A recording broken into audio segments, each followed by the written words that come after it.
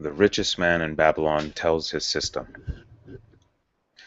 In old Babylon there once lived a very rich man named Arcad. Far and wide he was famed for his great wealth. Also he was famed for his liberality. He was generous in his charities. He was generous with his family. He was liberal in his own expenses. But nevertheless, each year his wealth increased more rapidly than he spent it. And there were certain friends of younger days who came to him and said, "You, Arcad, are more fortunate than we. You have become the richest man in all Babylon, while we struggle for existence. You can wear the finest garments, and you can enjoy the rarest food, while we must be content if we can clothe our families in raiment that is presentable and feed them as best we can. Yet once we were equal. We studied under the same master. We played in the same games. And in neither the studies nor the games did you outshine us. And in the years since, you have been no more an honorable citizen than we. Nor have you worked harder or more faithfully, in so far as we can judge. Why, then, should a fickle fate single you out to enjoy all the good things of life and ignore us who are equally deserving?"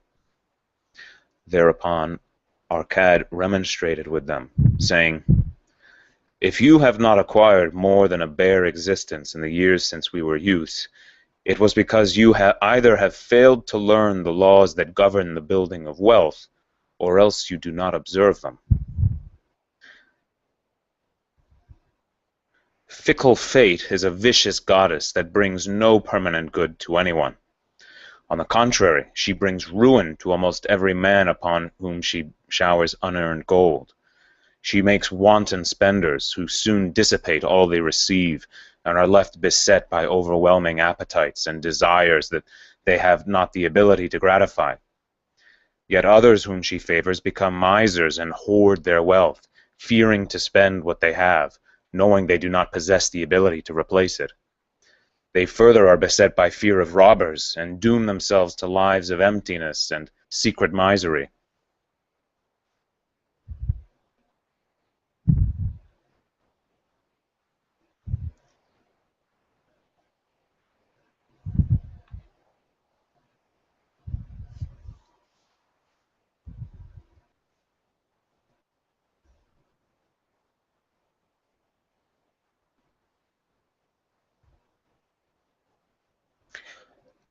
Sorry, this book is not formatted very well. Others there probably are who can take unearned gold and add to it and continue to be happy and contented citizens. But so few are they, I know of them but by hearsay. Think you of the men who have inherited sudden wealth, and see if these things are not so. His friends admitted that of the men they knew who had inherited wealth, these words were true, and they besought him to explain to them how he had become possessed of so much property. So he continued, "In my youth I looked about me and saw all the good things there were to bring happiness and contentment, and I realized that wealth increased the potency of all of these. Wealth is a power.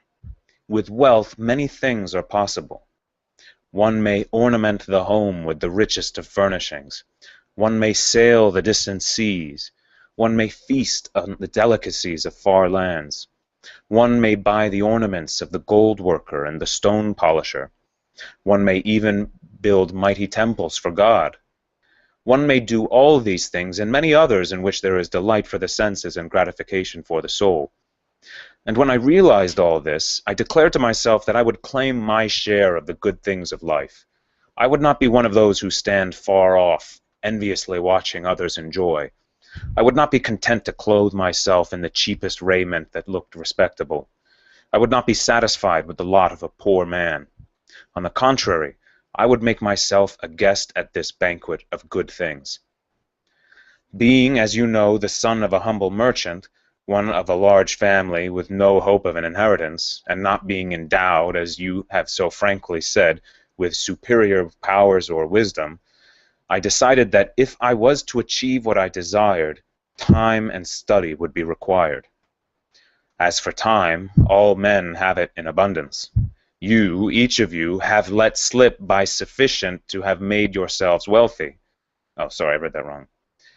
You, each of you, have let slip by sufficient to have made yourself wealthy. So you let slip by enough time. Yet you admit you have nothing to show except your good families, of which you can justly be proud. As for study, did not our wise teacher teach us that learning was of two kinds, the one kind being the things we learned and knew, and the other being in the training that taught us how to find out what we did not know? Therefore did I decide to find out how one might accumulate wealth, and when I had found out, to make this my task and do it well. For is it not wise that we should enjoy while we dwell in the brightness of the sunshine? For sorrows enough shall descend upon us when we depart for the darkness of the world of spirit. I found him, so as he continues to his career, I found employment as a scribe in the Hall of Records, and long hours each day I labored upon the clay tablets. Week after week, and month after month I labored, yet for my earnings I had naught to show. Food and clothing and penance to God, and other things of which I could remember not what, absorbed all my earnings. But my determination did not leave me. And one day Algamish, the money-lender, came to the house of the city master and ordered a copy of the 9th law, and he said to me, I must have this in 2 days, and if the task is done by that time, 2 coppers will I give to thee. So I labored hard, but the law was long, and when Algamish returned, the task was unfinished. He was angry, and had I been his slave, he would have beaten me. But knowing the city master would not permit him to injure me, I was unafraid. So I said to him, Algamish, you are a very rich man. Tell me how I may also become rich, and all night I will carve upon the clay, and when the sun rises it shall be completed. He smiled at me and replied, You are a forward knave, but we will call it a bargain. All night I carved, though my back pained and the smell of the wick made my head ache until my eyes could hardly see. But when he returned on sunup, the tablets were complete. Now, I said, tell me what you promised. You have fulfilled your part of our bargain, my son, he said to me kindly, and I am ready to fulfill mine. I will tell you these things you wish to know, because I am becoming an old man, and an old tongue loves to wag.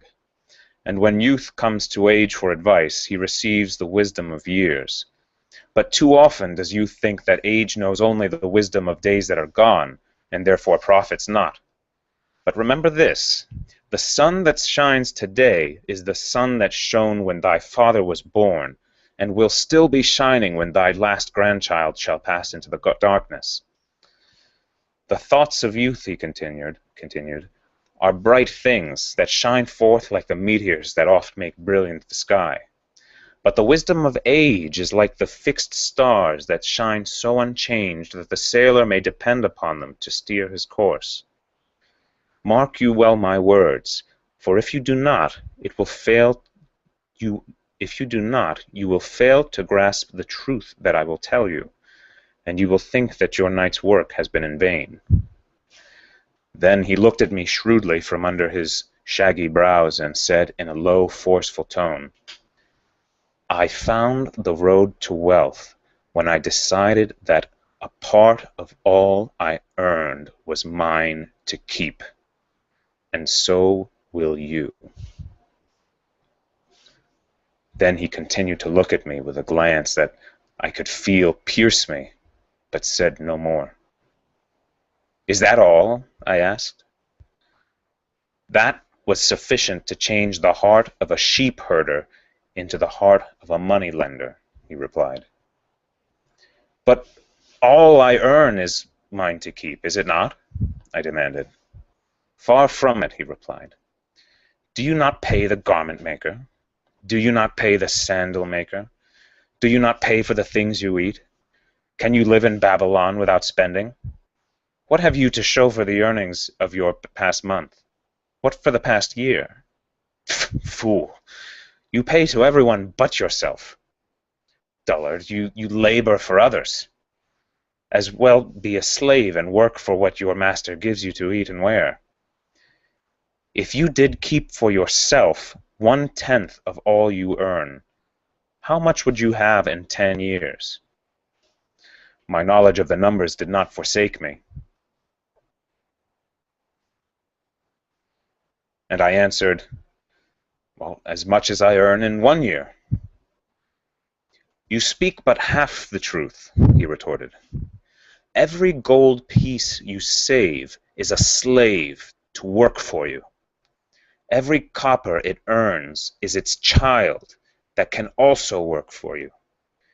If you would become wealthy, then what you save must earn, and its children must earn, and its children's children must earn, that all may help to give you the abundance you crave. You think I cheat you for your long night's work, he continued, but I am paying you 1,000 times over if you have the intelligence to grasp the truth I offer you. A part of all you earn is yours to keep. It should not be less than 1/10, no matter how little you earn. It can be as much more as you can afford. Pay yourself first. Do not buy from the cloth maker and the sandal maker more than you can pay out of the rest, and still have enough for food and charity and penance to God. Wealth, like a tree, grows from a tiny seed.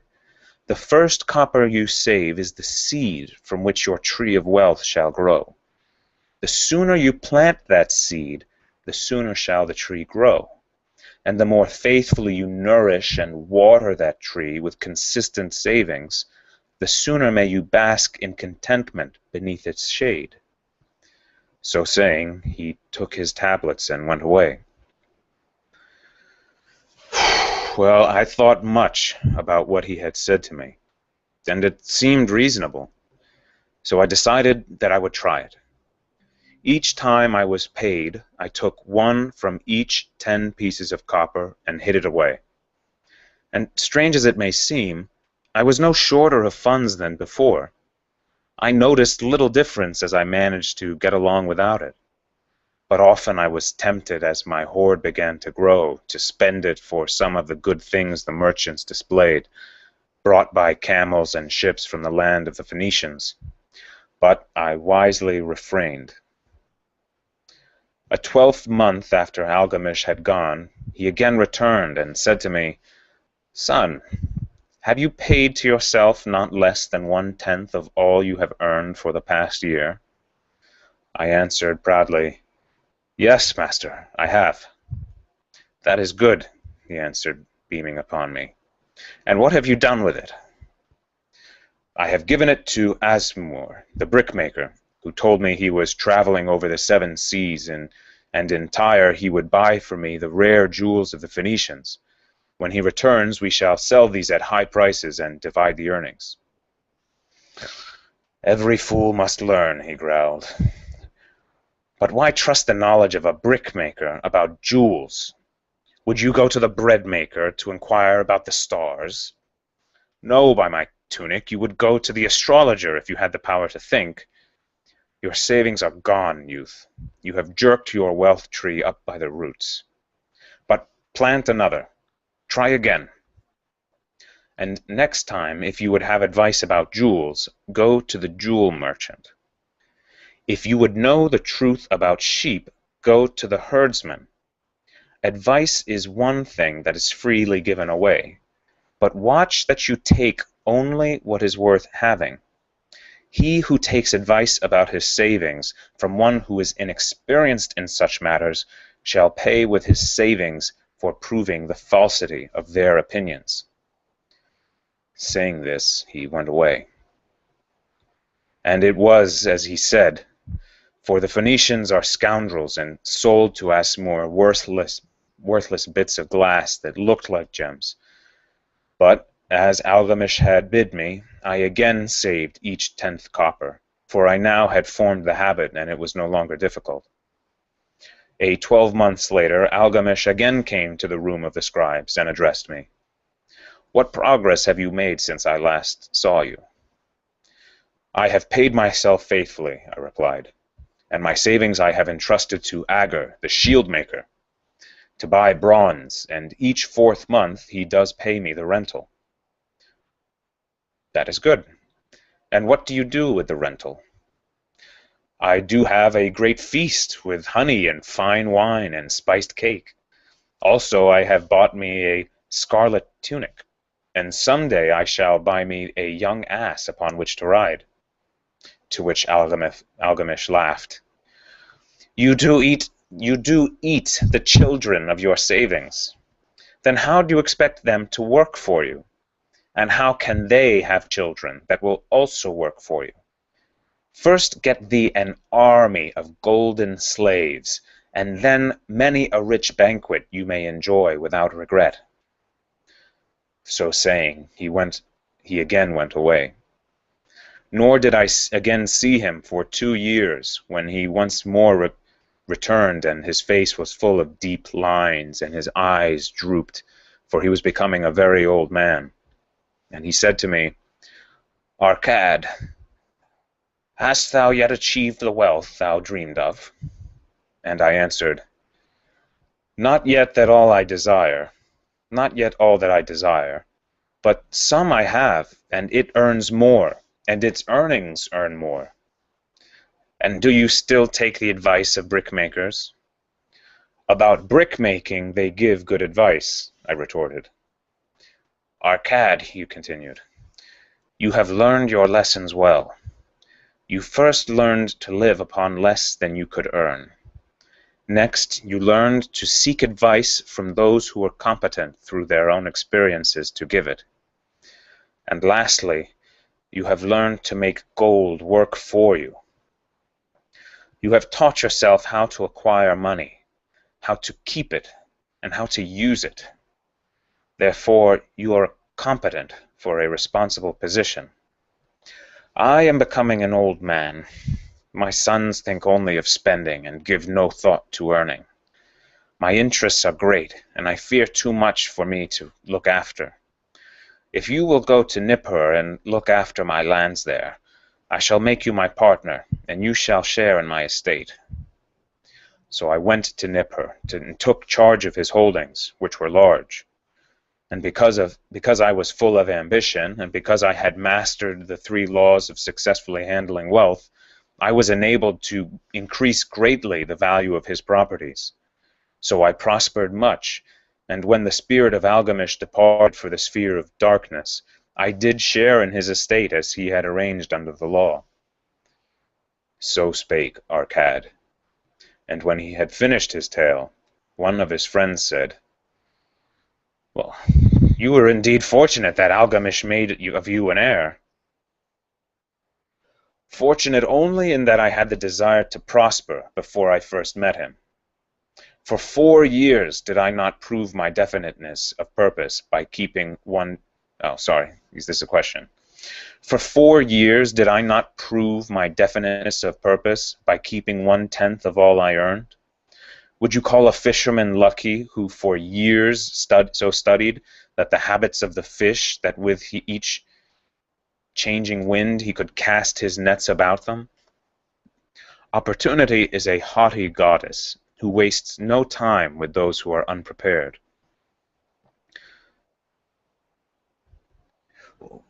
You had strong willpower to keep on after you lost your first year's savings. You are unusual in that way, spoke up another. This is another person who's listening to the story. Willpower, retorted Arcad. What nonsense! Do you think willpower gives a man the strength to lift a burden the camel cannot carry, or to draw a load the oxen cannot budge? Willpower is but the unflinching purpose to carry a task you set yourself to fulfillment. If I set for myself a task, be it ever so trifling, I shall see it through. How else shall I have the confidence in myself to do important things? Should I say to myself, for 100 days as I walk across the bridge into the city, I will pick from the road a pebble and cast it into the stream? Oh, sorry, I'm reading this wrong. Should I say to myself, For 100 days, as I walk across the bridge into the city, I will pick up from the road a pebble and cast it in the stream. Should I say to myself that, I would do it. If on the 7th day I passed by without remembering, I would not say to myself, tomorrow I will cast 2 pebbles, which will do as well. Instead, I would retrace my steps and cast the pebble. Nor on the 20th day would I say to myself, Arcad, this is useless. What does it avail you to cast a pebble every day? Throw in a handful and be done with it. Nor I would not say that, I would not say that, nor do it. When I set a task for myself, I complete it. Therefore, I am careful not to start difficult and impractical tasks, because I love leisure. That's such a key quote. When I set a task for myself, I complete it. Therefore, I am careful not to start difficult and impractical tasks, because I love leisure. And then another friend spoke up and said, if what you tell is true, and it does seem, as you have said, reasonable, then being so simple, if all men did it, there would not be enough wealth to go around. Wealth grows wherever men exert energy, Arcad replied. If a rich man builds him a new palace, is the gold he pays out gone? No. The brickmaker has part of it, and the laborer has part of it, and the artist has part of it, and everyone who labors upon the house has part of it. Yet when the palace is completed, is it not worth all it cost? And is the ground upon which it stands not worth more because it is there? And is the ground that adjoins it not worth more because it is there? Wealth grows in magic ways. No man can prophesy the limit of it. Have not the Phoenicians built great cities on barren coasts with the wealth that comes from their ships of commerce on the seas? What then do you advise us to do that we may also become rich? Asked another of his friends. The years have passed, and we are no longer young men, and have nothing put by, and we have nothing put by. I advise that you take the wisdom of Aglamesh and say to yourselves, a part of all I earn is mine to keep. Say it in the morning when you first arise. Say it at noon. Say it at night. Say it each hour of every day. Say it to yourself until the words stand out like letters of fire across the sky. Impress yourself with the idea. Fill yourself with the thought. Then take whatever portions seem wise. Let it be not less than 1/10, and lay it by. Arrange your other expenditures to do this if necessary, but lay by that portion first. Soon you will realize what a rich feeling it is to have something upon which you alone have claim. As it grows, it will stimulate you. A new joy of life will thrill you. Greater efforts will come to you to earn more. For of your increased earnings, will not the same percentage be also yours to keep? Then learn to make your treasure work for you. Make it your slave. Make its children and its children's children work for you. Ensure an income for thy future. Look thou at the aged, and forget not that in the days to come thou wilt also be numbered among them. Therefore invest thy treasure with greatest caution, that it be not lost. Usurious rates of return are deceitful sirens that sing but to lure their unwary upon the rocks of loss and remorse. What he's saying there is, don't get suckered into something that looks too good to be true. So if somebody's promising you you're going to double your money in a month, they're probably trying to scam you. Anyway, to continue. Provide also that thy family may not want, should God call thee to his realm. For such protection it is always possible to make provision with small payments at regular intervals. Therefore the provident man delays not in expectation of a large sum becoming available for such a wise purpose. So this is talking about life insurance. My understanding is that this book was written by bankers, so they kind of have a bias. But I mean, what they're saying, what I like about the book is that everything they're saying sounds reasonable. So, you shouldn't always criticize information because the source has an interest in people following that advice. Anyway, to continue. Counsel with wise men. Seek the advice of men whose daily work is handling money. Let them save you from such an error as I made myself in entrusting my money to the judgment of Asmur, the brickmaker. A small return, and a safe one, is far more desirable than risk. Enjoy life while you are here. Do not overstrain or try to save too much. If 1/10 of all you earn is as much as you can comfortably keep, be content to keep this portion. Live otherwise according to your income, and let not yourself get afraid to spend.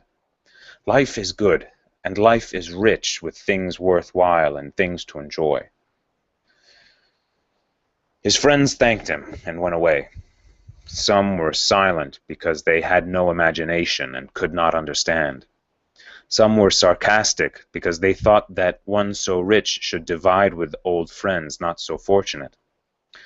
But some had in their eyes a new light.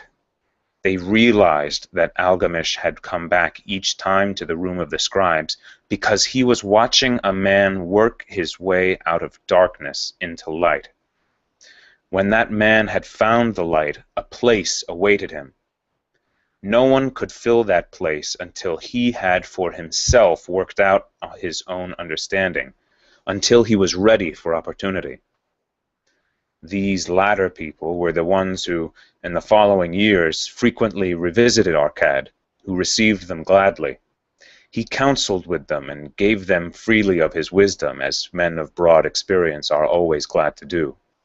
And he assisted them in so investing their savings that it would bring in a good interest with safety and would neither be lost nor entangled in investments that paid no dividends. The turning point in these men's lives came upon that day when they realized the truth that had come from Algamish to Arkad, and from Arkad to them.